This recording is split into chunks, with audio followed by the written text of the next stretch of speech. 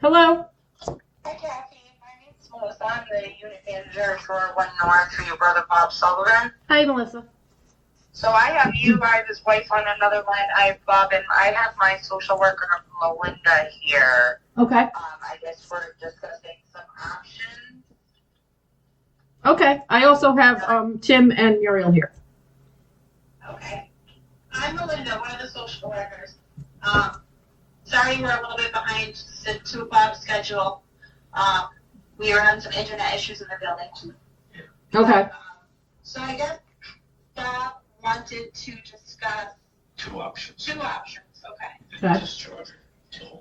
Discharging to home. Which case would be my mother's home. Mom's house, okay. Or finding another Facility. nursing home. Okay. Does your family know that those were things you've been thinking of? Have you been Yes. talking to them about it? They've had Yes. conversations? Yep. Okay. Okay. I think, I'm not a nurse. I know that, to go from 24-hour care here to home, it takes, a lot of planning. There has to be a lot of, arrangements made. It might be easier to transfer somewhere and then from there work on the goal going home. That's my immediate thought. Yeah. It might be faster to do it that way. But we can get some updates from nursing on kind of what you would need help with at home. Yeah, I think we just want to outline the process in both scenarios, what has to happen, Okay. so that everybody knows. All right. We can focus on So I'm Melissa. I am the 1 North unit manager here, but I've known Bob for about 5 years. I've been in and out of this building for quite some time. 5 years, Oh, no, but you've been, almost 2 years. yeah, quite a while. So Bob still does require 24-hour care. More with supervision and cueing. Meal prep would be a big thing to make sure he's taking in adequate nutrition to maintain. So I don't know what the home situation would be like if he went to live with his mother. He would probably have better healthy options here than what we've been witnessing him eating there. Okay. Because she makes real food all the time. Yeah. So who would supervise them 24 hours a day? Well, we would have to set up services for nursing services to come in on occasion, but it would basically be him being either self-sufficient or with my mother's help for some small things.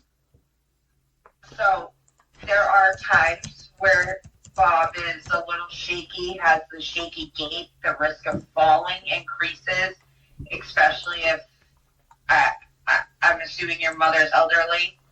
Yep, but very capable.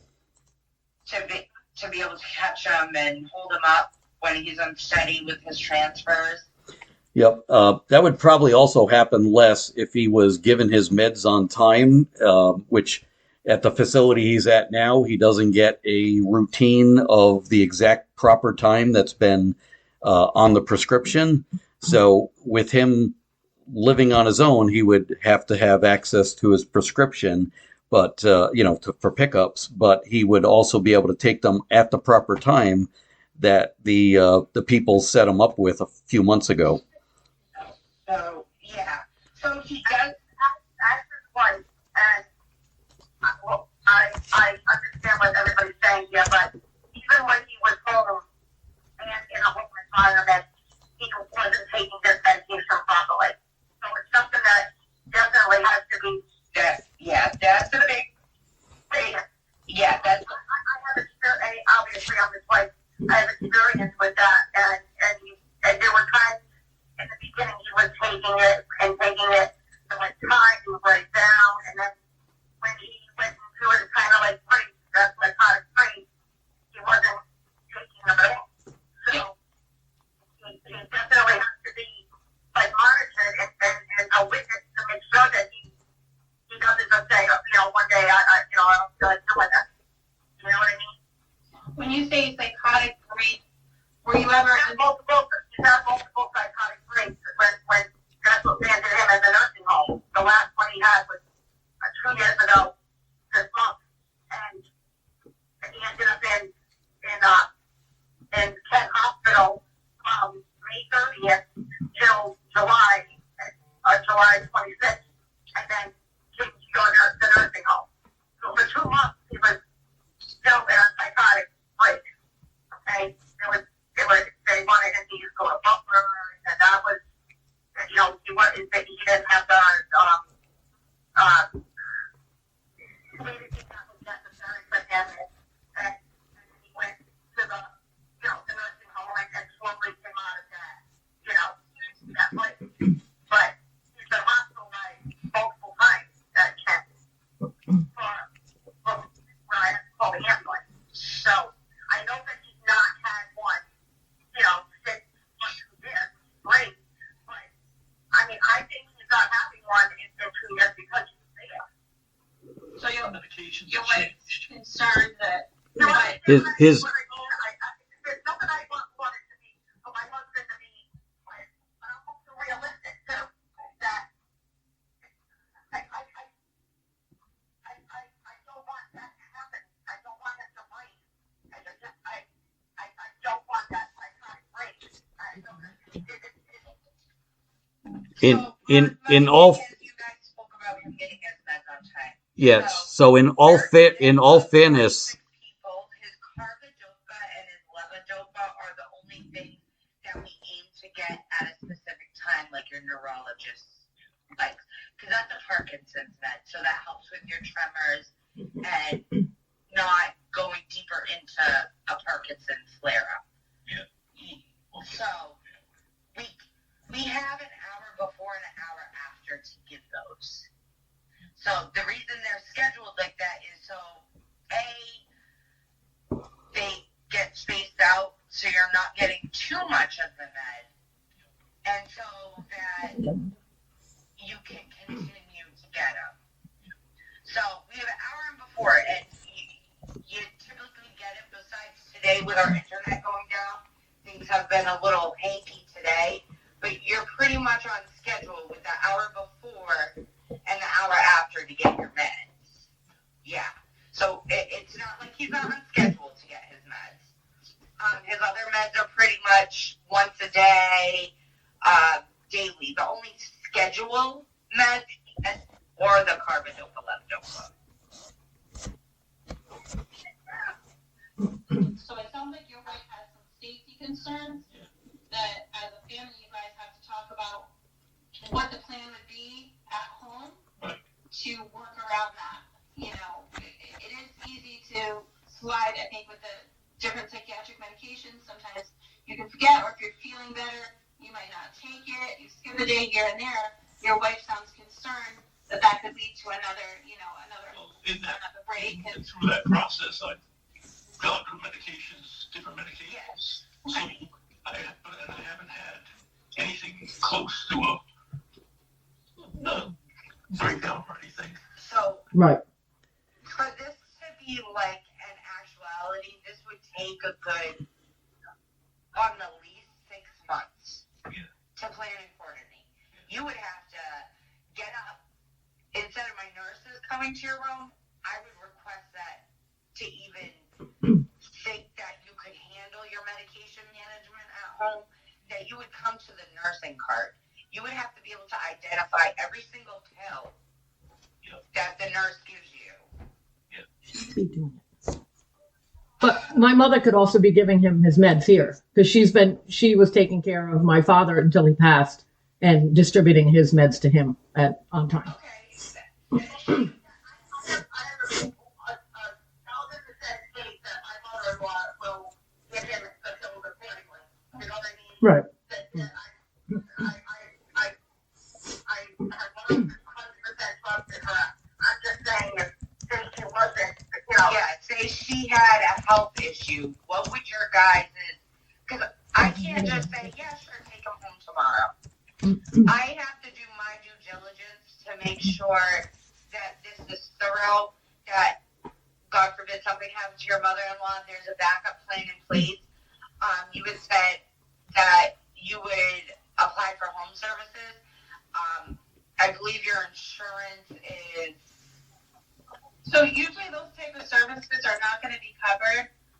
Medicaid, we can maybe get an evaluation. The process of it was I'd have to reach out to DHS. They would schedule to meet with you and then determine if they would give you some hours. That's something that's sort of beyond our control. We can see about setting that up if this is a plan that you really want to pursue. But other than that, you would have to pay privately for nursing care to come to the home. Right. So depending on Medicaid, I've seen them pay for, very few. I've seen them pay for a little bit more hours. It really depends on somebody would come out, evaluate you, and then say kind of what you would need. But it's not 24-hour care. I mean, I've never seen anyone get 24-hour care. So Kathy and Tim live also with Muriel, with your mom? No, I live 7 minutes away. Where do you live? 10. And Timmy lives 10 minutes away. What's that? Oh, yeah. Your mom's home 24 hours. Yep. Are you all in agreement with this plan? Because Melissa had some concerns. I think it would have to be more of a discussion if Melissa, is not really in agreement. Obviously we're going to bring this to the provider's attention. We're going to talk to the doctor about it.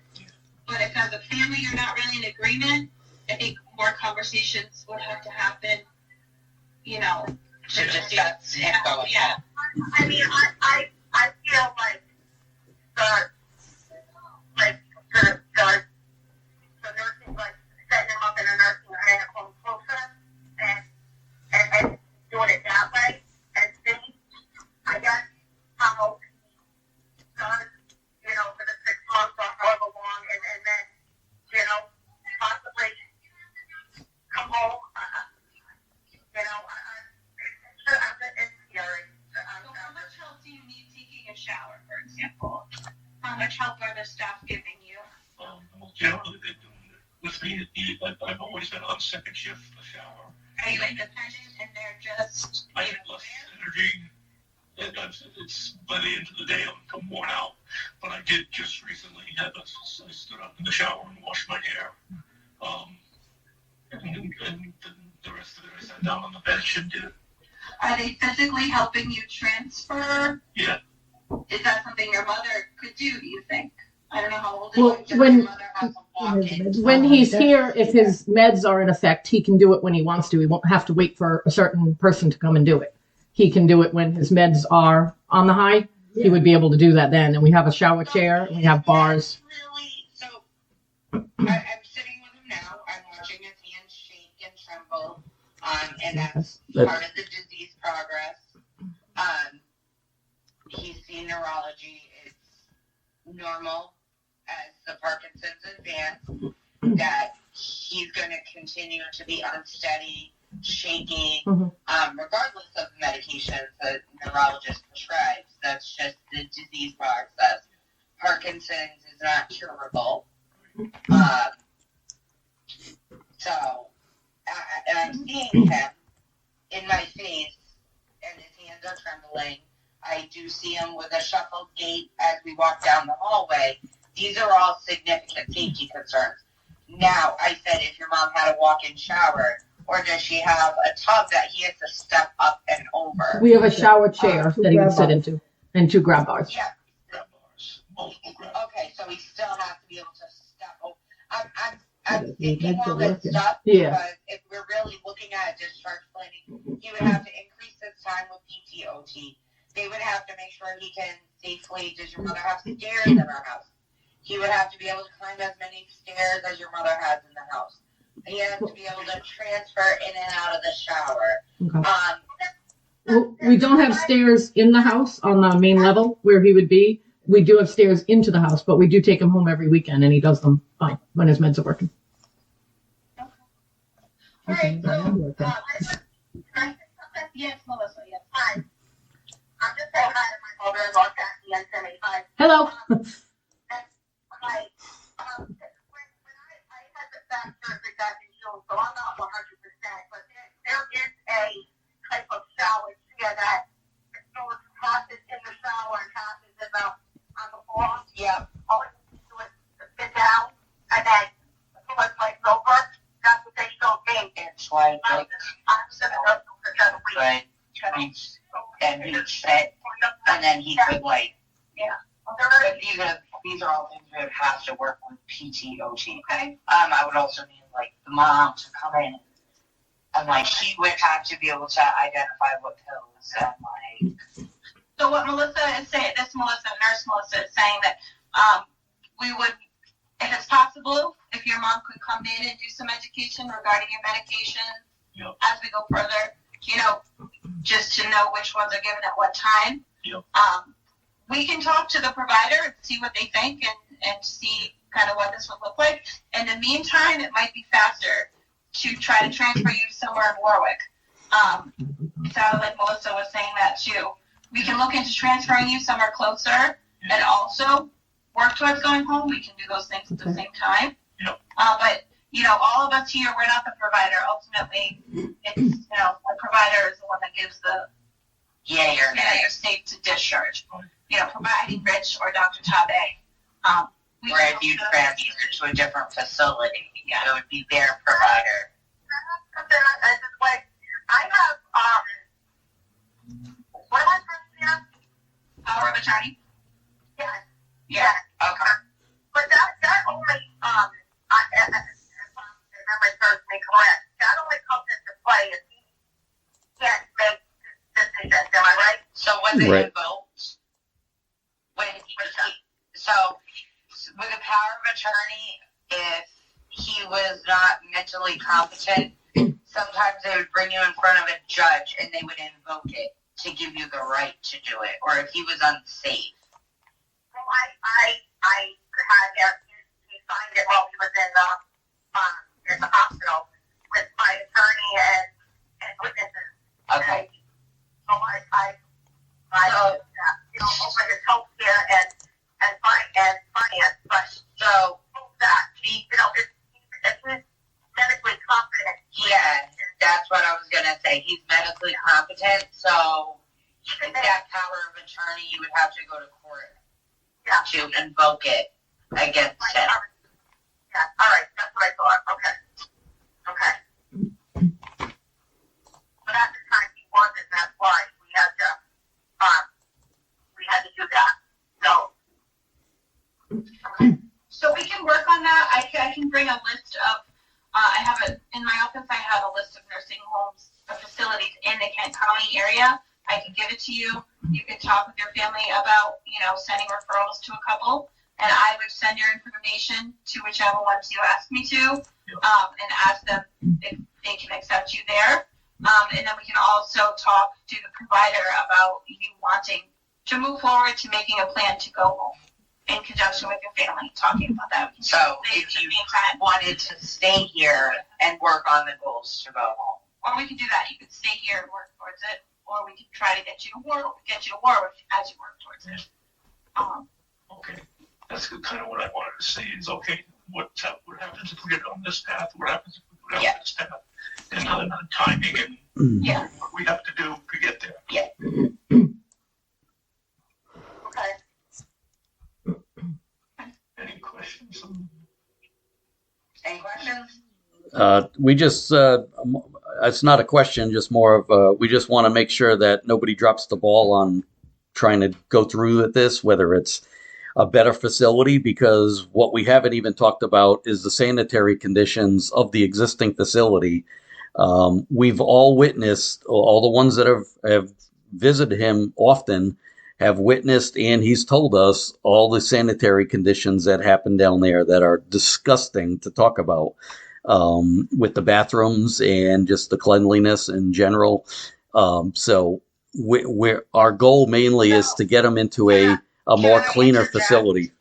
Everyone in this building has their own personal or issues that they may be going through. And I remind all my residents that yes, you may be higher functioning, but you also have to be mindful of the other people I take care of. So, is it unsanitary? No. And our staff does do our best to make sure that when there's an accident or something, that it's cleaned properly. I'm dyslexia, I apologize. I get what you're saying. Yep. But again, this is a nursing facility. Patients that are here, we try to our best ability to maintain their level of actions. Like, if they come in still using the toilet, we try for them to continue. And if there's an accident here and there, that's kind of what 24-hour care is. It's not like he's living in his own home. It's not like he's living in paying for an assisted living facility. He is in a skilled nursing center for the needs of himself, and I do ask all my residents and their family be mindful of the other residents that may not be as high functioning as Bob. Understood. Thank you. So, there was a episode Yeah. a few days ago, and there's still fecal matter on the floor. The staff they're not cleaning on the floor well enough. Okay. I can address that with housekeeping a little more. Okay. And you also mentioned the food. If there's stuff that you don't care for, We always have an off-day menu. option. Yeah, generally I take the meal whatever meal comes. We have a nutritionist on staff, and you mentioned that you thought it was unhealthy. We have a nutritionist who's here 5 days a week. She oversees everybody's diet plan to make sure it's balanced. She looks at each resident individually, all the residents in the building, to make sure they're all getting their nutritional needs met. Like you get your extra ice cream. Yeah. You get, I think, an extra sandwich on your tray. Yeah, extra food. Yeah. If there's something that you specifically don't like, we can not give it to you. If there's something you like more of, if you like more salad, or I'm not sure. But if there's something you would prefer that's not being given to you, we can try to accommodate that.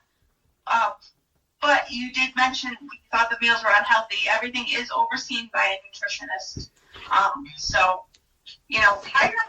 have experience with that because when I was in the nursing home and then to my house after I had the surgery, because I considered pre-diabetic, diabetic, I didn't have kids. I thought my food was pretty good, but yeah, it was like I was limited on carbs. What's your diet? Is it a regular diet? I understand that they're all. And like if there's ever a meal you don't like, Bob, we do cheeseburgers. Yeah, The new alternative menu. It's not something you can order, like say it's 11 o'clock. I can't order it and it come down like in a hospital, but we can add it to your tray instead of you getting, and if you take the trip to the front right here by my nurse's station, there's menus on the wall all day. So if you didn't like something that was scheduled on the menu, you can be like, hey, Melissa, can you pull down to the kitchen and get me a cheeseburger for dinner instead of the meal? Okay, they listed 2 options. How do you know which option you get? So they don't do the 2 options no more. We do a main dish, and then we do the everyday availables. It's like a cheeseburger, a hot dog, a hamburger, a chef's salad, peanut butter and jelly. I think they do tuna or chicken salad, egg salad, as the alternatives. And those are all served with a bag of chips. If there's a family meal that you like that your family makes, they can also bring it to you. Yeah. You can absolutely bring it. If there's a home cooked meal that Bob likes that, somebody makes really well that, they want to bring to you, they certainly can do that too. So Yeah, we're just a half an. To the provider, I'll talk to the doctor. We'll let him know this is your plan. I'll give you a list of nursing home facilities in Kent County, and then we'll check back in with you. And you can let me know which ones you want me to send your information to. Or if your plan is to stay here. Yeah. and transition. Yep. So we'll have to get the ball rolling. Yeah, we'll have to have conversations as well. Yeah, more conversations too. Okay. All right. Do you have any other questions? No. If there's Okay. if there's All a right, w- so we'll be in touch. All right. Wait, we got one more question. I'm sorry. if there's a way we can be updated over text or email, that'd be helpful as well of the progress. I think we can, we can say, He'll give you guys a call when he decides if he's going to transition. He'll let us know, and then if he gets accepted at one of the facilities or if he chooses to stay here, we'll give Melissa a call and let her know. And I'll be ready. Perfect. Okay. My mother-in-law, my brother-in-law, and you guys can always call and ask Bob. Yeah. Okay. And what's the worker's name that is it Melinda? Yeah, my name is Melinda. We also have another one here. Her name is Vanessa. She's here part-time. I do more discharge planning.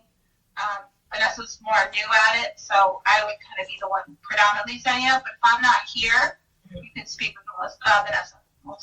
And then Melissa, I'm the unit manager of the unit that he resides on. Okay. Thank you. You're welcome. Okay. Sounds like good. All right. Thank you. I'll talk to you guys later. Okay. Okay. All right. Bye. Bye then. They hung up on us. It's gone. They hung up already.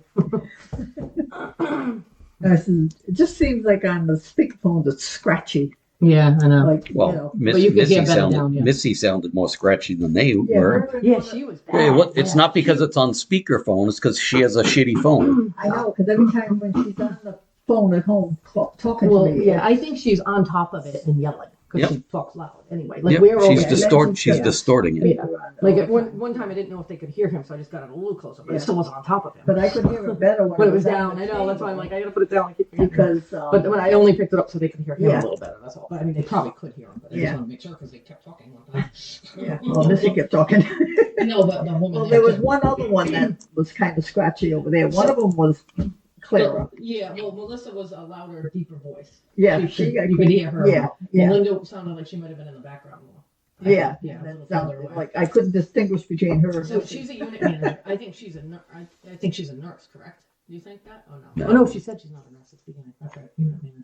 Oh, I feel he like got I've recording heard that though. voice. Yeah. Oh, yeah, hold on. Yeah. Let me I feel shut like I've that heard off. that voice. Oh yeah. Killing recording.